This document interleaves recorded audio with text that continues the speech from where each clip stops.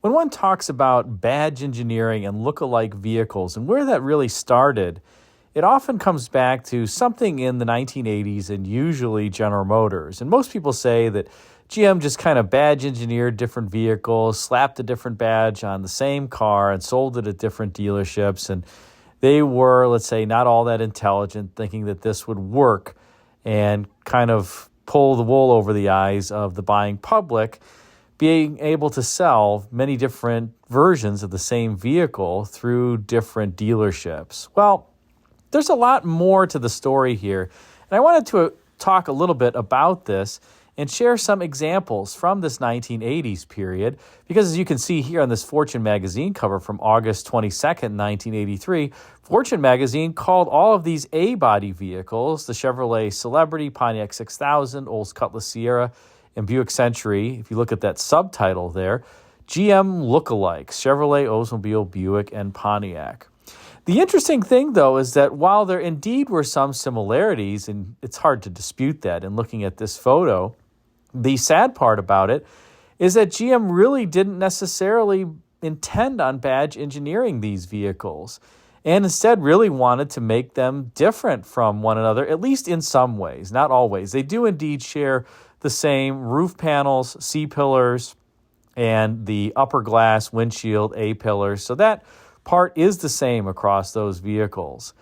But aside from that, there are a shocking number of differences between the four cars that you see there. And unfortunately, while GM paid for having differences between those four cars, visually it's clear from this photo that not many average buyers could discern the differences between these vehicles. What do I mean? Well, we're going to explore and take a look more closely at some photos of these cars just to see how much actually is different in terms of the exterior sheet metal. But before we get to that point, let's have a little bit of history here on so-called badge engineering, because component sharing across vehicles was not something that was new by this point in at least GM's history or other automakers' histories. For example, Chrysler was sharing a lot of components with Imperial at this time, particularly with the introduction of the 1969 Imperial, and people still differentiated it, and perhaps I shouldn't pick on this as a great example of success because the Imperial never really sold all that many units from 1969 to 1973, but it was being done. And General Motors was really into component sharing all the way back into the 1950s, where if you look at the 1959 GM vehicles, they had to redo those vehicles so quickly in response to the 1957 forward-look Chryslers. They just didn't have time to tool up for a lot of new components. So the 59 GM vehicles shared roof panels, windshields, backlights, door glass, door inners, even the same front door across all of the lineup there. Chevrolet, Pontiac, Buick, Olds, and Cadillac. They all had the pattern off of the Buick door, but they all shared the same front door. And like I said, they had the same roof panels, glass, windshield, backlights. So a lot of shared componentry went into those cars. The divisions could have different hoods and fenders and rear quarter panels and deck lids. And of course, the chassis components could also be different. They did have different engines and in some cases, transmissions. And it was a success. Few people will complain that a 59 Buick is a badge-engineered version of a 59 Chevrolet because they look so different. Even later into the 1960s, GM shared a lot of components. If you look at the 66 Tornado, Riviera, and the 67 Eldorado, they share the same windshield, A-pillars, front door glass. The Tornado and the Riviera share the same rear door glass and roof panel. And so there's a lot of commonality between these, but again, you would never accuse GM of badge engineering on these because they did such a stellar job sharing those components, but doing a lot different. In fact, you can even see between the Tornado, it has this so-called trapped hood design where the hood has a cut line on three sides. The Riviera and the Eldorado do not have a trapped hood. The hood wraps over the front of the vehicle. So actually the Riviera and the Cadillac, despite being more expensive vehicles, have a less expensive hood design in terms of not having a trapped hood versus the Oldsmobile, which has a trapped hood. Now, there were also some less successful executions let's call it, of component sharing. One of my favorites is on the station wagons for 1977. It continued on for a few years after that, that they all shared the Caprice door. And that was not a problem for any of the other divisions aside from Buick, who must have insisted on their particular front end styling. And as a result, you got this nasty plastic trim panel ahead of the mirror on the driver and passenger side that disguised the fact that the underlying door and the stamping didn't mate up with the styling of the front fenders. It's terrible, but, well, what are you going to say? But let's get back to the A cars that were on the front of that Fortune magazine cover. And here's where this really gets interesting. First of all, GM cars in that early 80s period, aside from cars like the Camaro and the Firebird and the Corvette, almost all had the same identical three-box silhouette type style. What do I mean by that? Well, you've got the hood, you've got the midsection, you've got the trunk, and they're almost three separate boxes. And almost all GM cars of that era, save the Bustleback Seville, had this very formal vertical C-pillar. That was a GM styling trait. And it didn't matter if it were an X car, an A car, a C car, an H car, an N car, any of these cars, a J car even. The J car maybe had, and the H cars had a little bit more slight rake to the backlight than the others, but they still were very upright, particularly by today's standards. Aside from some specialty versions, the J cars did have hatchback variants, for instance, but the main J car, the four-door sedan, and just for instance, I'll go through the A cars would have been cars like the Chevrolet Celebrity, Pontiac 6000, Olds Cutlass Sierra, Buick Century. The J cars would be the Chevrolet Cavalier, Pontiac 2000, later J2000, later Sunbird, the Olds Forenza, the Buick Skyhawk, the Cadillac Cimarron. The X cars would have been the Chevrolet Citation, Pontiac Phoenix, Oldsmobile Omega, and the Buick Skylark.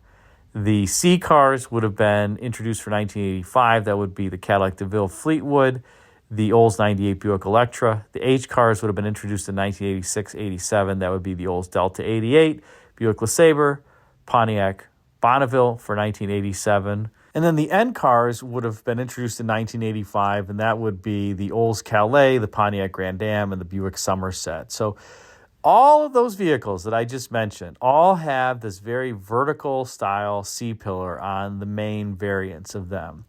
And that was a purposeful GM styling trait that the designers selected. This was not a bean counter decision, but that was to really give customers the look of the older school, let's call it, cars on these new vehicles, as opposed to the 86 Ford Taurus and Sable that had more of the jelly bean shape.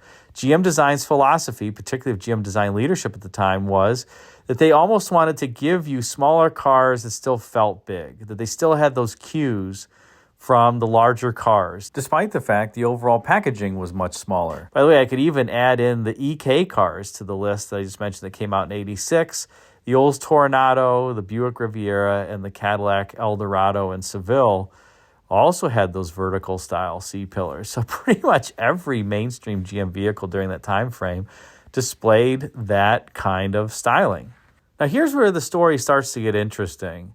And that is that GM produced all these vehicles that really looked very similar, but they had a lot of different components, including the sheet metal on them.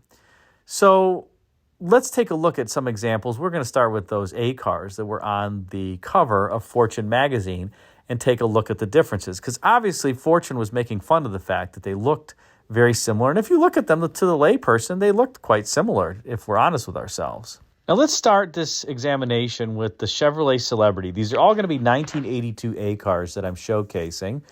And we'll start with the Celebrity, and I'm going to point out a few things. Notice, first of all, the header panel in front of the fender and the hood that has this reverse cut to it and the slant where that mates up with the front fender. Just remember these things in your memory. And then take a look at that crease line that's at the top of the fender, and notice that the very fender top is inboard of the crease. Also take a look at the wheel arch, and it has a pretty large flat surface there on the wheel arch that presumably a molding could kind of attach to or something else, but it doesn't have it on this particular Celebrity. Also notice that surface that comes off of the header panel into the fender just above that molding, that big black molding. You can see that there's a surface there that continues all the way back to the wheel arch. It doesn't stop ahead of the wheel arch. Now let's transition to the 82 Cutlass Sierra. Take a look at where the header panel mates up with the fender. There's no longer that reverse cut where that mates up. It's now just a straight line. You'll also notice that the header panel and the fascia has a surface that mates up with the fender and terminates early of the wheel arch there. Of course, the body side molding is also different, but you can see that in the sheet metal that surface is different. You can also tell that the crease that runs the length of the fender, the upper portion of the fender sits proud of the crease, not the inverse like it is on the Celebrity. And the wheel arch is also different, but also round. What is the conclusion here? These are different front fenders between these cars, despite the fact that they have very similar features. But wait, I'm not done yet. Now let's take a look at the Pontiac 6000. And this one is an interesting one because notice the hood extends all the way to the front of the vehicle, touches the grille almost, aside from the overslam gap. This is not a trapped hood design. This is a different hood design from the Olds and the Chevrolet that you saw. So totally different hood. If you look at the fender, you'll notice that the wheel arch is completely different here. It's more of a fillet than what you saw on the Olds and the Chevrolet. So totally different wheel arch styling, although they all are round. And if you look at the front of the fender, it doesn't mate up with the header panel up front. It just extends all the way to the headlamp bucket. And the lower portion of the fender has a crease in it that lines up with a crease in the fascia and continues on behind the front wheel. Again, completely different front fender. And now let's transition to the last photo. It's a little grainy, but this was the best one I could find of an 82 Buick Century that showed what I was looking for.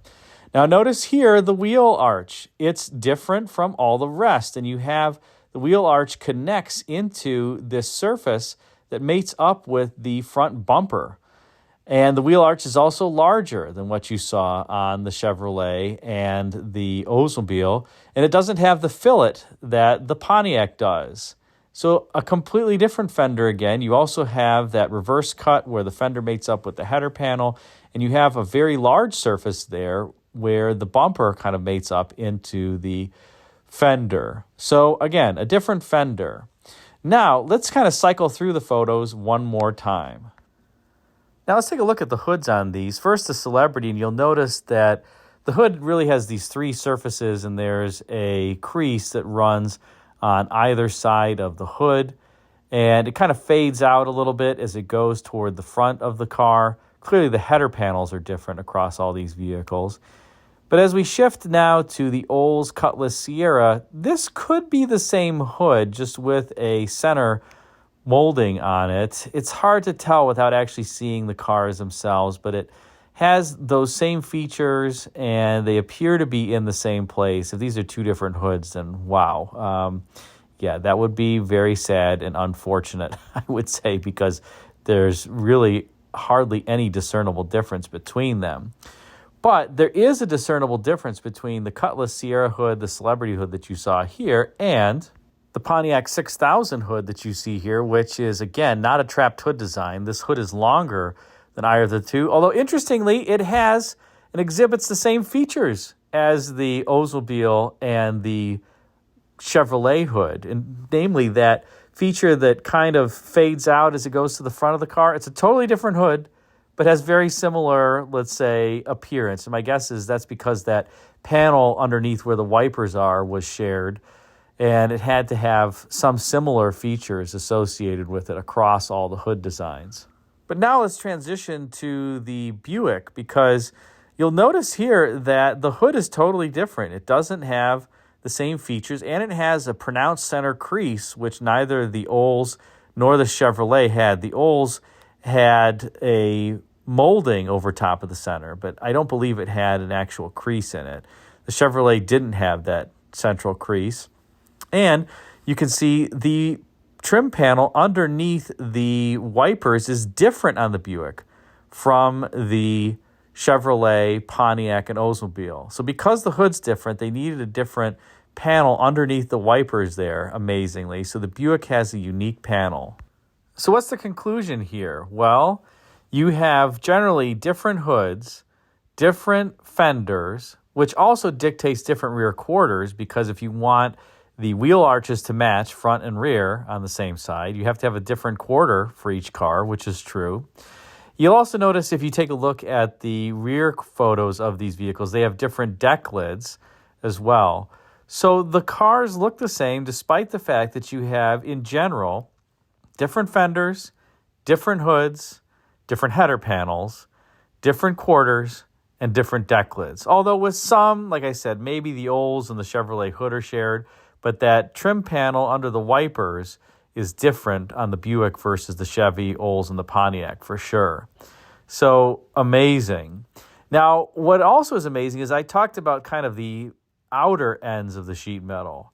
What I haven't yet talked about are the doors. Now, these cars did share door uppers across them, so that portion with the glass, and they did share the window glass, and that frame around the glass is the same, I believe, across all the different vehicles. But take a look at the door lower here, the outer door on this Buick Century. Notice how it kind of gently curves back inward toward the bottom of the door. Let's contrast this now with the bottom of the door on the 6000. Notice this fine crease that runs the length of all the doors, front and rear, and it ties in with the front fender, the crease that's there, into the fascia. So this is a different door outer between these vehicles. Now the door inner is the same, but the outer is different. So again, things that people I don't even think would have picked up, the gentle fillet, let's say, that forms the wheel arch on this Pontiac 6000 versus the more pronounced wheel arch on the other vehicles, the differences in hoods, the differences in the fenders and the quarter panels and the trim panel beneath the wipers.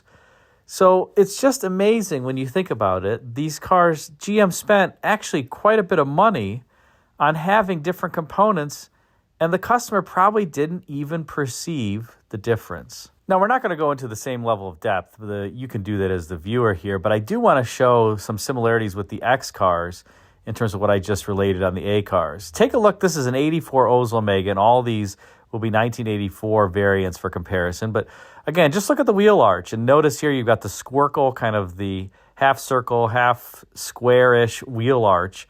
And it's a very pronounced wheel arch on this 1984 Oldsmobile Omega. And aside from the wheel arch, the fender is clean. There's no creases. There's really not much else that you can see. Now let's look at the Citation 2. Notice it also has that squircle style wheel arch, but it's different. It is less pronounced. That is not the same wheel arch.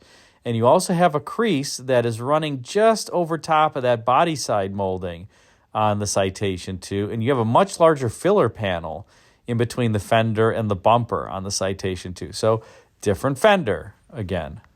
Now let's look at the Buick Skylark. Notice here, no squircle wheel arches. We have round wheel arches and a very definitive lip there and feature that you can see on the Buick Skylark. So different fender, different quarter.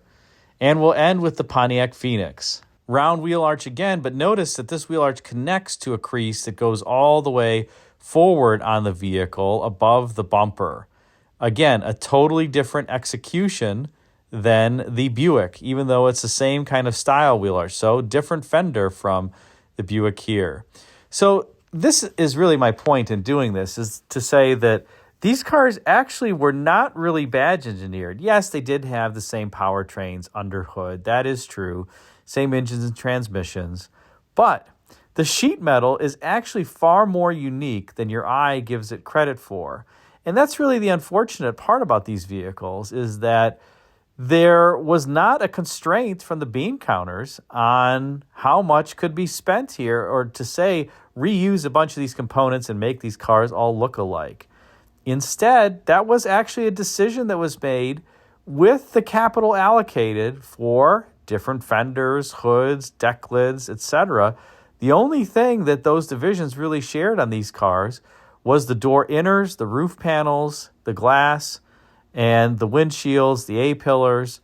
But really, aside from that, the sheet metal is pretty unique. In fact, I could even make the argument that there's more unique sheet metal on these cars than there was on the 1959 cars. And the 59 cars obviously look totally different from one another, despite sharing quite a bit of sheet metal. So what happened here? Well, in fairness to the designers, this was a really tough period for them, because imagine trying to draw and sketch vehicles and design cars that are large. You have a lot of real estate.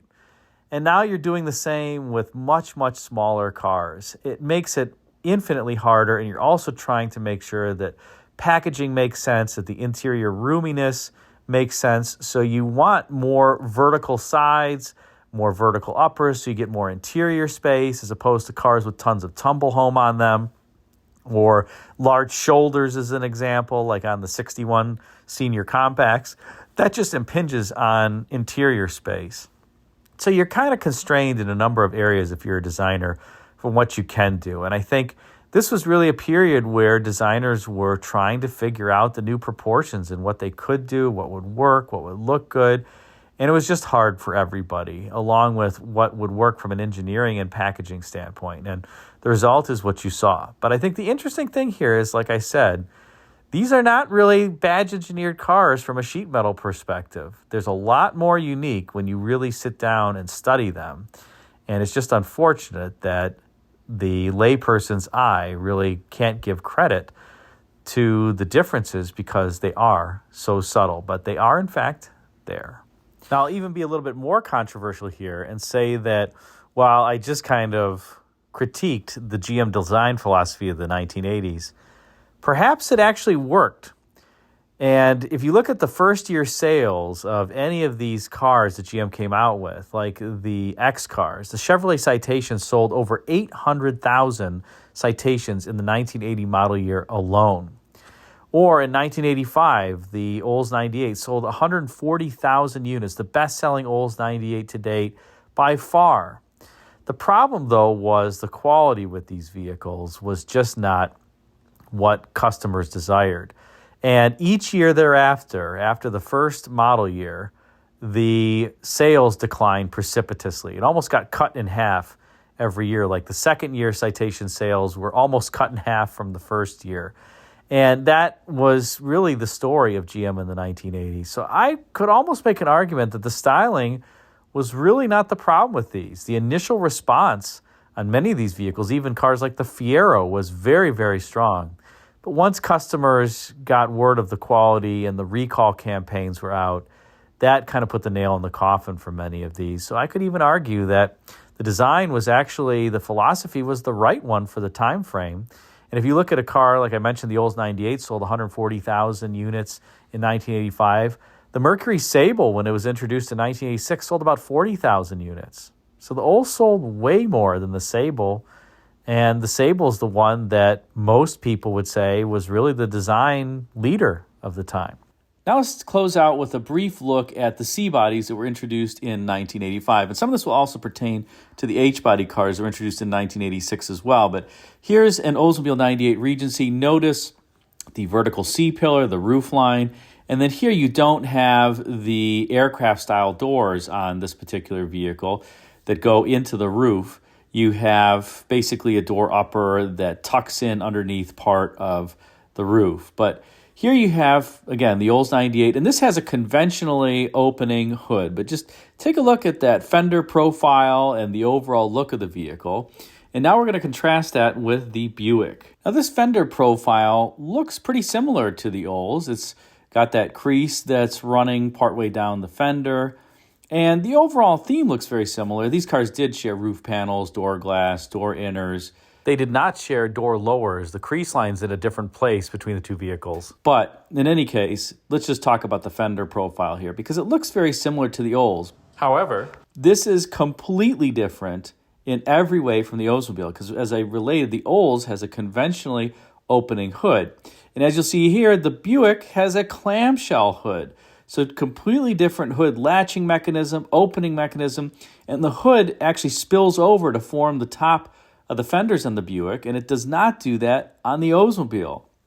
So again, very, very similar looks, totally different mechanical execution, extremely expensive to do this, but no difference really in discernibility from the customer standpoint. Now let's take a look at the 85 Cadillac DeVille that you see here, another C-body car. And interestingly, there's no sheet metal that's shared between the DeVille and then the Olds and the Buick, if you want to pair the Olds and the Buick together. Has a different roof, different C-pillar, different doors, different fender, different quarter, deck lid, hood. Everything is different. And you'll notice here that the doors have the aircraft-style doors that go into the roof partially, whereas the Olds and the Buick did not. That means different roof, different doors. And the Cadillac has a very, very expensive cast one-piece molding that goes around each window.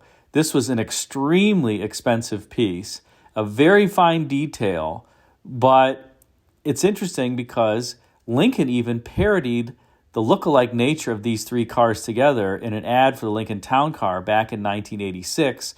You can look on YouTube for it, but it basically presents an individual who's looking for his Buick, I think, and the valet brings a Cadillac or the inverse, and then a whole conversation ensues with the valet and customers over, this is a Buick, this is a Olds, this is a Cadillac, and of course somebody says, the Lincoln Town Car, please, and they get their car right away. But amazing, there's so many differences on these C-body cars, and yet again, there's not much visual difference, so much so that Lincoln even parodied it. So what do you think? GM could have certainly saved a ton of money tooling up common components for these vehicles, common engineering, common tooling, etc. But I guess it just wasn't meant to be. Thanks again for watching this. Put a comment in the comment section what you think of this video. And I must give credit to a friend, Dennis Burke, with whom I had lunch and sparked this conversation. So Dennis, thank you for your contributions to this video. And a great lunch, by the way. Thanks again for watching.